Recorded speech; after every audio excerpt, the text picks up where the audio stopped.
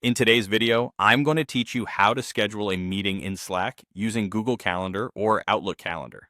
By the end, you'll be able to create a polished calendar invite right from Slack and share it exactly where your team needs it. Start in Slack's sidebar and look for the Tools section.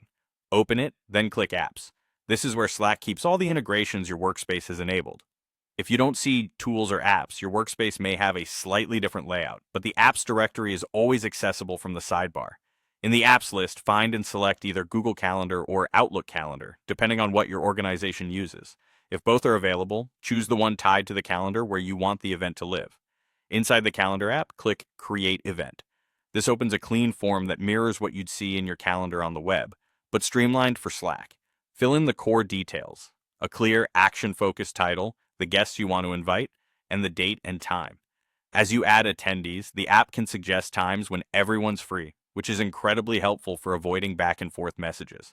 If you notice the conflicts, try adjusting the date, duration, or start time until you find a suggested slot that works for the group. If the meeting needs a video call, add a conferencing link. With Google Calendar, that might be a Meet link. With Outlook Calendar, it could be a Teams link. Adding it here ensures everyone gets the join details automatically in the invite. Next, decide how you want to share the invitation. You can post it to a specific channel to keep the team in the loop, send it in a direct message for a smaller group or a private conversation, or simply create it as a calendar event without sharing to Slack at all. Posting in a channel is great for visibility and quick reactions, while a DM keeps things focused.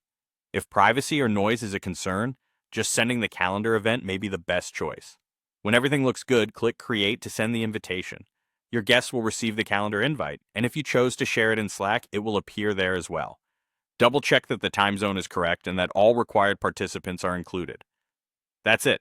You've set up a meeting from Slack, complete with availability suggestions, a conferencing link, and the right level of visibility for your team.